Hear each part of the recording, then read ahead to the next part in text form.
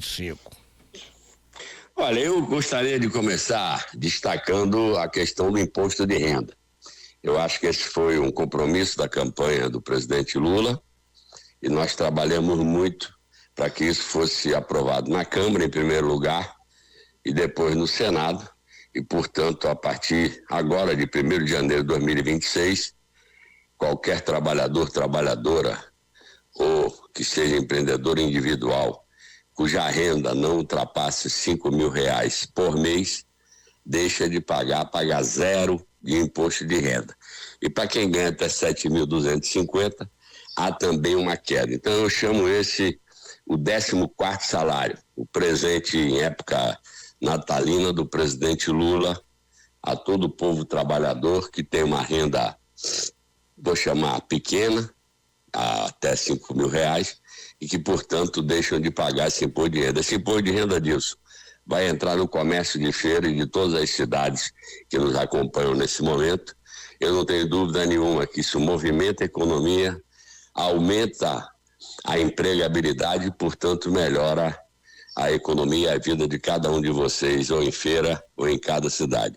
Nós já estamos fechando um ano, e eu imputo isso também a muitas matérias da área de economia que nós conseguimos aprovar no Senado, que é a menor taxa de desemprego, a inflação dentro daquilo que é o esperado, a inflação de alimentos que chegou a assustar lá atrás, hoje está dentro dos conformes, e nós aprovamos também várias leis para enfrentar o tarifaço. O governo do presidente Lula colocou vários dispositivos para socorrer aqueles que foram impactados pelo chamado tarifaço americano, estimulado pela equipe do ex-presidente da República. Felizmente, você vê como é, tem um ditado que diz que cada dificuldade é uma oportunidade. E o tarifaço, aparentemente um monstro que dificultaria a nossa vida, acabou estimulando empresários e o governo a abrir novas fronteiras de exportação. E eu tenho a alegria de dizer para você e para o povo de Feira e da região que nós aumentamos as exportações no ano de 2025. Foi muito trabalho do vice-presidente, do ministro da Agricultura, Fávaro também. Um está na indústria, outro está na área da agricultura. E repito, abrimos novas fronteiras e aumentamos as nossas exportações em relação ao ano passado. No caso do Senado, são aprovações de leis, Dilson, que é o meu trabalho principal. Eu até me ressinto, semana passada ou retrasada, era para estar fazendo uma entrevista com você, peço desculpas, acabamos não conseguindo, por isso transferimos para o dia de hoje. Mas meu dia a dia de lá é amealhar votos para poder exatamente aprovar as matérias que são fundamentais para o governo do presidente Lula. Nesse aspecto, eu me orgulho muito que nas matérias, eu diria assim, da economia, acho que bem do Ministério da Fazenda, nós tivemos praticamente 75% de aprovação. É claro que cada matéria dessa é conversada, é negociado com a oposição, a gente não tem uma maioria tranquila, esse é um problema hoje para o nosso governo, que toda matéria não tem aquela base assim que é, estamos aqui firme. Tem uma base firme, mas não é maioria, nem na Câmara, nem no Senado. E daí essa minha dedicação, tenho ficado muito lá, às vezes vou domingo, segundo o presidente me chama, mas graças a Deus estamos fechando o ano, eu diria, com a expectativa, fiquei muito feliz disso. O povo, numa entrevista, 68%, 70%, tem uma expectativa positiva em relação a 2026, ou seja, que a vida vai melhorar para si e para sua família. Então, esse ambiente positivo, eu acho que é fundamental para encerrarmos o ano de 2025. Não foi um ano fácil, a vida política está muito conturbado, muito choque, a pessoa procura briga em vez de procurar solução. E eu sou do tipo que eu procuro solução em vez de procurar briga, porque eu acho que o que o povo quer é paz, economia funcionando, emprego, menino jovem na escola, na universidade, e a gente poder tocar a vida. Então, meu balanço é muito positivo, as aprovações que nós fizemos foram fundamentais. Presidente, como? Não, senador, pode seguir. Não, então, e o presidente Lula sempre me agradece muito. Você sabe meu estilo, eu sou um estilo mais conciliador do que da guerra. Eu acho que na guerra a gente acaba sempre perdendo. Eu procuro sempre seguir o diálogo e o entendimento. Quando não é possível, a gente vai para a voto. Mas, sinceramente, faço um balanço positivo. Agora mesmo, no finalzinho do ano, deu muita polêmica, mas conseguimos aprovar o chamado imposto BBB, Bets, Banco e Bilionários.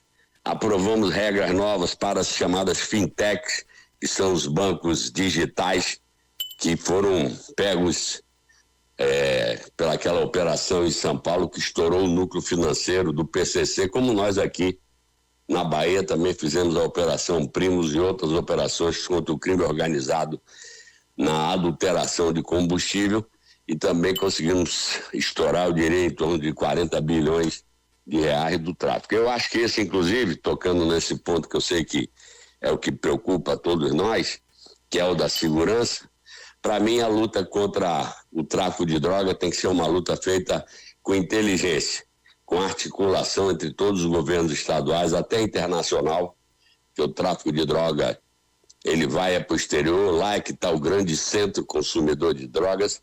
Então é importante que a gente trabalhe com a mesma inteligência daquela ação que estourou o PCC na Faria Lima, que é o santuário do mercado financeiro, como aqui na nossa Bahia nós também fizemos o mesmo. Então eu acho que a gente fecha o ano de 2025 com uma expectativa positiva para o ano 2026, que é o ano da festa da democracia, o ano eleitoral, mas até julho, vamos trabalhar. A eleição em outubro e até lá ainda tem muita coisa para fazer.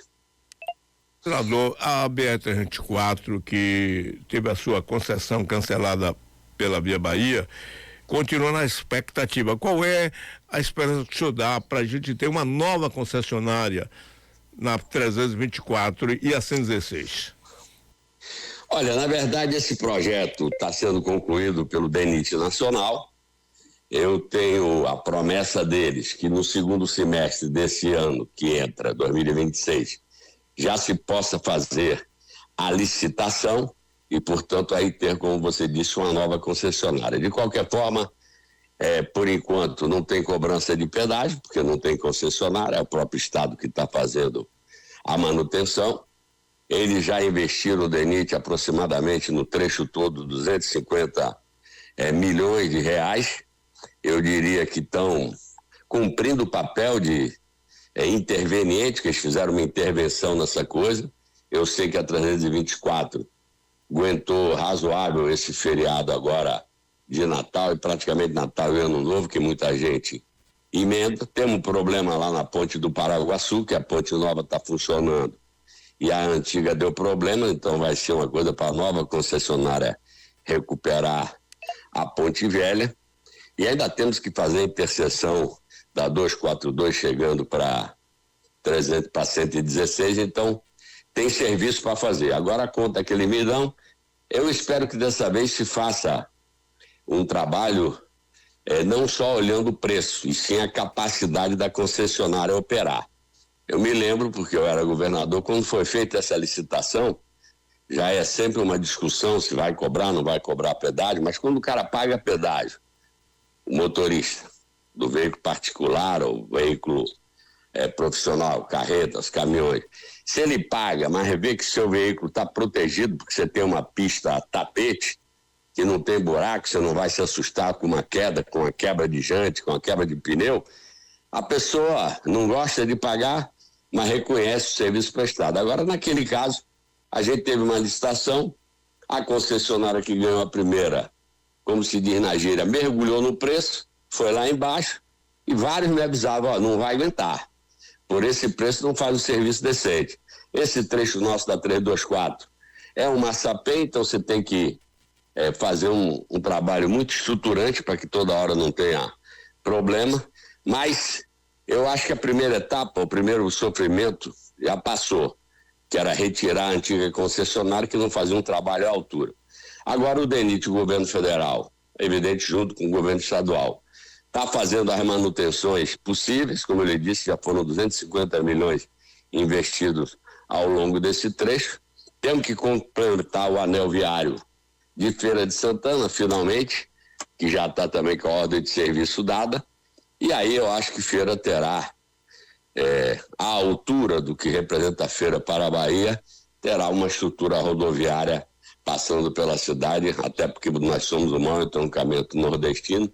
Eu não tenho dúvida que isso aí vai ficar feito com muita qualidade.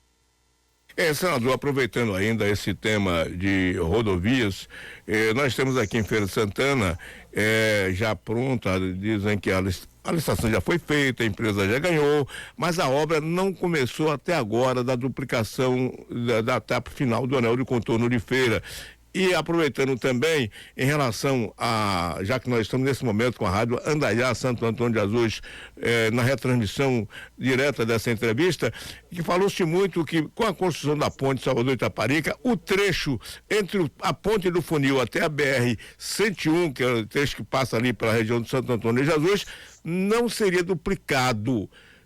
O que é que o senhor poderia informar sobre esses dois temas? Não, primeiro vou pegar pelo final.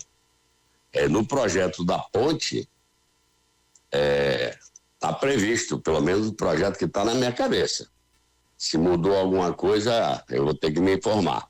Mas óbvio que quando a ponte jogar o fluxo, vai ter que duplicar até a ponte do Funil e até duplicar a própria ponte do Funil para você poder ter exatamente a vazão necessária para uma ponte que vai encurtar muito o caminho, que vai aproximar nossa capital do sul e do baixo sul. Então não tem dúvida nenhuma que a gente vai precisar ter uma duplicação ali, porque senão você sairia da ponte com um problema pela frente. Então eu vou apurar isso depois com o secretário de Infraestrutura, doutor Saulo. Posso depois lhe mandar uma resposta mais definitiva se eu tiver errado. Mas na minha opinião, o projeto inicial, já que eu que inaugurei esse sonho, que vai virar realidade se Deus quiser, evidentemente que tinha toda essa transformação da duplicação do lado de lá. E sobre o final do contorno de Feira, bom, a notícia que eu tenho é da licitação feita, a empresa ganha e, portanto, vou saber do ministro Renan por que a gente ainda não começou a obra até o momento, fico lhe devendo a resposta. Bom, senador, falando um pouco agora da política, o senhor é candidato à reeleição natural, mas está se falando muito numa chapa puro sangue. O senhor seria o candidato natural, o governador Jerônimo Rodrigues à reeleição, e o ministro Rui Costa seria o segundo candidato da chapa majoritária. O que é que o senhor tem para confirmar ou não essa informação? Não, eu tenho para confirmar, Adilson, que esse é um bom problema que o grupo vai enfrentar. 3 bons nomes para 2 vagas. O meu, o de Coronel e o de Rui. Sem dúvida nenhuma, vamos ter que negociar para ver como é que a gente acomoda. Eu, sinceramente, eu sei que tem torcida do lado de lá para o grupo rachar, e eu não acredito que o grupo rache em hipótese nenhuma. Minha relação com o Coronel, com a família do Coronel, com o Otto, sempre foi muito produtiva, todo mundo cresceu muito aqui no grupo. O Kassab até brinca que eu sou presidente de honra do PSD da Bahia, que quando foi fundado o PSD, que hoje é presidido pelo meu amigo senador Otto Alencar, eu era governador.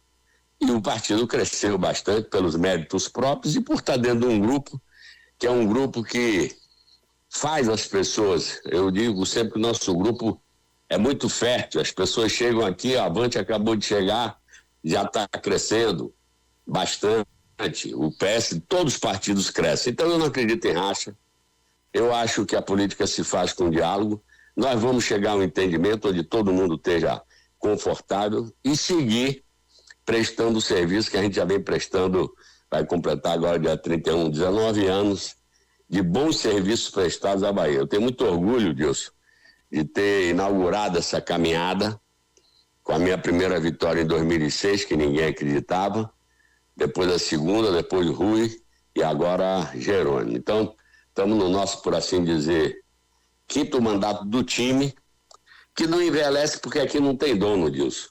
Aqui tem lideranças que evidentemente são ouvidas, mas aqui é um grupo que todo mundo se expressa, todo mundo se sente livre, confortável. Agora, tem os apertos do crescimento. Esse que você falou é um. E se for a chapa eu, Rui e Jerônimo, não se trata de puro sangue, se trata de 2 ex-governadores e o governador que vai para a reeleição. Hoje o PSD tem 2 senadores. Então, eu acho que a briga não é essa, a briga é ter uma decisão. Vamos embora nos entender, essa decisão, na minha opinião, está tomada. Tenho conversado muito e tenho certeza que a gente vai superar. Acho que a gente chega bem em outubro de 26 para essa eleição, tanto nacionalmente quanto aqui estadualmente. É evidente que toda hora sai uma pesquisa assim, assado. Você sabe minha opinião sobre pesquisa. Pesquisa é uma fotografia do momento. O que interessa é o movimento que vai se criar quando efetivamente a população, a sociedade como um todo, vai estar preocupado com a questão eleitoral. Hoje essa não é a agenda das pessoas. As pessoas querem olhar para o futuro e ver se terão uma condição melhor de criar suas famílias, se terão uma condição melhor de melhorar seus negócios, seja na agricultura, no comércio, no serviço, na indústria, no turismo, o que for. Então essa é a cabeça das pessoas e, portanto, a classe política também tem que lembrar que a eleição é em outubro e a gente tem muito trabalho para fazer daqui até lá, mas objetivamente eu não acredito, sou muito confiante que a gente vai manter esse grupo unido, como eu já lhe disse, acho que ele faz muito bem a todos os partidos políticos, cresce, todo mundo se sente confortável e, ao mesmo tempo, eu, sinceramente, não vou fazer a lista aqui de hospital, escola de tempo integral, quilômetro de estrada, apoio à agricultura familiar, uma série de coisas. Evidentemente que a oposição vai pegar sempre o que eles acham problema. E o que acha problema, nós estamos trabalhando para resolver. Muitas vezes são problemas, eu vejo o pessoal falando muito de regulação, Dilson. Aí eu digo, é óbvio, tinha policlínica antes? Não, tem 27 funcionando. O que é policlínica? Faz o diagnóstico. A pessoa mais humilde, sem um poder aquisitivo maior, antes podia ir fazer o exame de ressonância, tomografia, a fila ficava nos exames. E aí, evidentemente, se não tem exame, não tem orientação de cirurgia.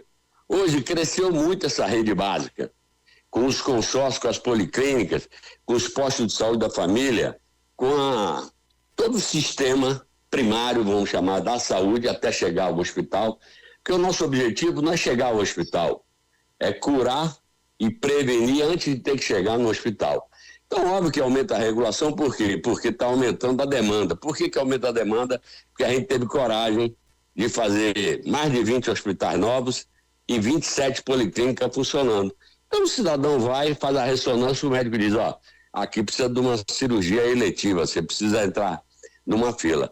E esse sistema, a gente está se esforçando para melhorar, mas eu estou insistindo.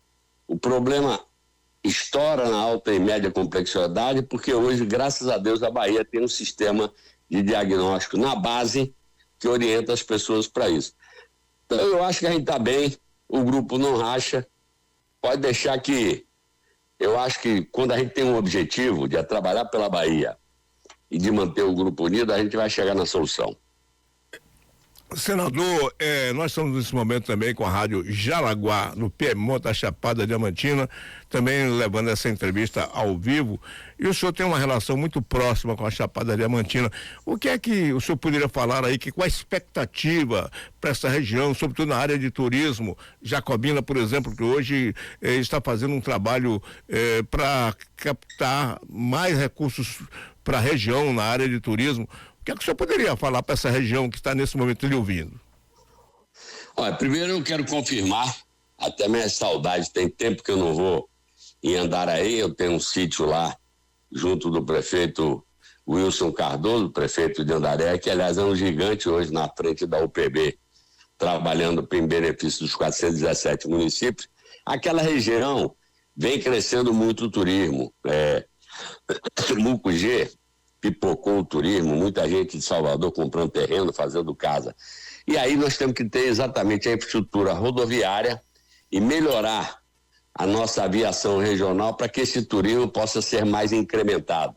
Evidentemente, quando você tinha o voo de uma das empresas lá em Lençóis, pessoal chegava em Lençóis e se distribuía por toda a região. Hoje esse voo, não sei se voltou agora nesse período de fim de ano, do começo do ano que vem, mas isso facilitava. Então, eu acho que o grande trabalho que está sendo feito, inclusive, pelo secretário Maurício, a gente tem crescido, a Bahia cresceu muito o volume de turistas que estão nos visitando, e o nosso objetivo é também interiorizar, não é só o turismo da orla, da praia. A Chapada tem belezas incalculáveis, indescritíveis para as pessoas conhecerem, e ela já é reconhecida no Brasil inteiro. Então, o esforço que a gente tem com os consórcios de prefeitos, agora com isso também na UPB, que é um super hiper apaixonado pela Chapada Diamantina e particularmente por Andaraí, eu não tenho dúvida que na medida que você melhora o ambiente de negócio, na medida que você melhora toda essa rede de infraestrutura, esse turismo vai aumentar mais ainda. Esse ano, 2025, está fechando, o Brasil teve um incremento grande de turistas vindo, muito turista da América do Sul também, e a Bahia também, que desponta como destino mais desejado. Então, vamos trabalhando, botando dinheiro no bolso do pessoal, porque turismo não é só estrangeiro não, Dilson. Turismo também é o turismo interno. É a pessoa que é do Oeste, que quer conhecer a Chapada, quer conhecer o Oceano Atlântico. Então, essa circulação é muito importante também no turismo interno, que reflete uma condição melhor das famílias a ponto de poderem pegar os seus e dar uma viajada e conhecer um pedaço do seu estado que não conhece. Senador Jacques Wagner, recentemente, aliás, ultimamente, melhor dizendo, o governador Jerônimo Rodrigues tem se aproximado muito do prefeito de Feira, Zé Ronaldo, e vice-versa. Coisa que não acontecia no passado. Inclusive, quando o senhor foi governador, dificilmente o senhor tinha um prefeito, no caso de Feira de Santana, nas obras, na inauguração de obras, dividir o palanque com o senhor que era governador. Hoje está acontecendo isso entre Zé Ronaldo e Jerônimo. O que é que o senhor vê dessa aproximação? Olha, Jerônimo é professor da Universidade Estadual de Feira de Santana. Tatiana, sua esposa, foi criada em Feira. Ele próprio passou um período no Jequié, mas também teve formação em Feira de Santana. Então, eu posso dizer que é uma primeira-dama e um governador, ambos apaixonados por Feira de Santana. E não há como não ser pela importância de Feira na estrutura da Bahia. Eu defendo sempre, Dilson, que a gente faça política civilizadamente. Cada um tem seu ponto de vista, tem seu partido, tem o seu grupo político, e isso vai se expressar quando chegar na época da eleição. Depois que a gente ganha a eleição, seja o prefeito, seja o governador, todos os dois estão sentados nas cadeiras por ordem do povo de Feira e da Bahia. Ninguém senta na cadeira de prefeito se não for com a autorização do povo, e nem ninguém senta na cadeira de governador sem ser com o voto popular. E, portanto, acho que o respeito é devido um ao outro. Vamos deixar a disputa eleitoral para frente, mas eu acho que a relação entre o governador e o prefeito de Feira, ela para mim é positiva, e eu acho que ela deve seguir para o bem do povo de Feira, porque se você ficar só na picuinha, não vou fazer porque é do governo do estado, não vou ajudar porque o prefeito é contra mim. Aí isso já passou, isso foi na eleição. Agora eu acho que tem que ter uma relação civilizada. Se vai ter uma relação política para mais para frente, aí o futuro a Deus pertence, a decisão é da cabeça de cada um ser político, e portanto eu acho que a relação administrativa ela se impõe. Eu parabenizo tanto o governador Jerônimo quanto o prefeito Zé Ronaldo por ter essa relação. E aí dá ciúme de um lado, dá ciúme de outro, mas é isso mesmo, é que quem é apaixonado pela gente não gosta de ver a gente conversando com o outro lado, mas a vida segue, eu acho que é assim que a gente tem que governar. Senador, essa situação do Banco Master e agora com esses rumores envolvendo a família do ministro Alexandre de Moraes, qual é a opinião do senhor sobre esse assunto? Olha, eu acho que o Banco Central cumpriu o seu papel. Na medida que esse banco não tinha, como se diz, liquidez, ou seja, não tinha dinheiro em caixa para honrar seus compromissos, e aí tem muita gente, inclusive muito fundo de previdência de Estado, não da Bahia, porque da Bahia não se botou um centavo lá, mas tem fundos de pensão que tomaram um tombo de 400, 500, 600 milhões de reais, porque na medida que o banco foi liquidado, esse dinheiro para voltar, se é que vai voltar, vai demorar muito. Então, o ministro Toffoli é o responsável por essa condução desse processo. A Polícia Federal seguramente vai querer conhecer a fundo todos os papéis e já tem um interventor, que é um funcionário do Banco Central aposentado, que vai ter que fazer o levantamento, porque evidentemente tem credores, gente que tinha conta, vou chamar de conta simples, que é garantida até 250, 260 mil reais, que tem que ser os primeiros a receber, que são, vamos dizer, o elo mais fraco dessa corrente. Então, é um banco, o dono do banco parece que já era habitué de criar essas confusões, mas eu não quero me precipitar. A Polícia Federal vai investigar, o Banco Central liquidou o banco, então ele não existe mais, ficou agora o prejuízo para quem tinha dinheiro lá dentro. Na minha opinião, quem tem culpa no cartório tem que pagar. A gente tem que proteger a população, porque o sistema bancário é fundamental para o funcionamento da economia. Você viu, eu acabei de falar há pouco, o PCC, o tráfico de droga, incrustado na Faria Lima, usando o Pix para fazer lavagem de dinheiro. Isso a gente avisou lá atrás, quando a Receita Federal quis obrigar todo mundo a explicar o Pix. Não era para pegar o comerciante, o taxista, manicure, pedicure, pipoqueiro, pequeno empresário. Era para pegar trambiqueiro que estava usando a ferramenta do Pix para fazer lavagem de dinheiro. Era o PCC lavando dinheiro através de fintechs, que eu não quero condenar todas, que óbvio que tem fintech que funciona corretamente. Agora, como eu já lhe disse, nós aprovamos na última semana regras novas para apertar e para ter impostos que se equivalem ao de bancos para as fintechs. Então, essa questão hoje é uma questão que eu diria que é crucial. Antigamente a gente se preocupava muito com arrombamento de caixa eletrônico. Hoje os grandes gerentes de banco estão preocupados com crime eletrônico, crime da internet, que aliás às vezes pega a pessoa comum, liga e diz, só conta isso, aquilo, e acaba a pessoa se iludindo. Daqui a pouco, quando vai ver, está roubado, ou entraram no seu cartão, fizeram uma compra. Então, hoje o crime eletrônico e a inteligência da internet, ela tem que ser dominada pelas forças de segurança, pelas forças, vamos dizer, governamentais, para evitar exatamente esse mau uso. No caso do Banco Master, foi exatamente o cidadão começou a se alavancar e no final não tinha dinheiro para bancar os compromissos que tinha. O Banco Central, então, fez o que tinha que fazer, fechou o banco e agora vamos avaliar quem é que tem culpa no cartório. Senador, nós queremos agradecer essa entrevista ao senhor. Por certo, como a sua senhoria me informou que o senhor tem outros compromissos também, nós queremos respeitar o horário combinado, mas nós queremos agradecer ao senhor pela atenção ao nosso Bom Dia Feira, ao Rádio de Feira de Santana, ao Rádio da Bahia. Nesse momento também nosso abraço aí pro nosso amigo da Rádio Andaé, Léo Valente, Fernando Henrique, estão todos também retransmitindo essa entrevista, Jacobina, a Rede Baiana de Rádio formada neste momento. Então quero agradecer ao senhor, desejar ao senhor um feliz ano novo, que muita prosperidade, que o ano que vem seja um ano ainda de maior ação em favor da Bahia, senador. Bom dia, eu queria agradecer a você também, a toda a direção da Rádio Princesa FM, a toda a equipe aí do seu programa Bom Dia Feira, a todas as rádios que se conectaram e transmitiram.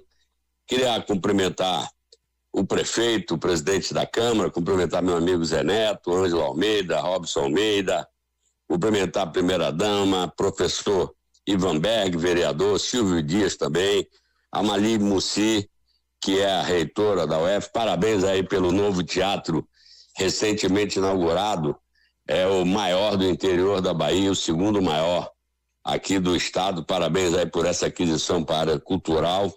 E a professora Cida Maniçoba, você sabe que eu sou freguês, toda vez que eu vou aí eu trago um balde daquele grande de maniçoba e distribuo aqui com a família, que todo mundo adora. Então eu queria, Dilson, agradecer a oportunidade, desejar a você, a sua família, a todo o povo de Feira e dos outros municípios da Bahia inteira que nos acompanham, um final de ano de muita paz e família, de comemorar com esperança que 2026 seja um ano bom para o brasileiro, para os baianos, e eu vou ficar aqui na minha torcida para que 2026, na festa da democracia, na eleição, a gente possa mostrar o que vem fazendo pelo Brasil e pela Bahia e buscar o aval do povo baiano. Forte abraço para vocês, uma boa semana e muito obrigado.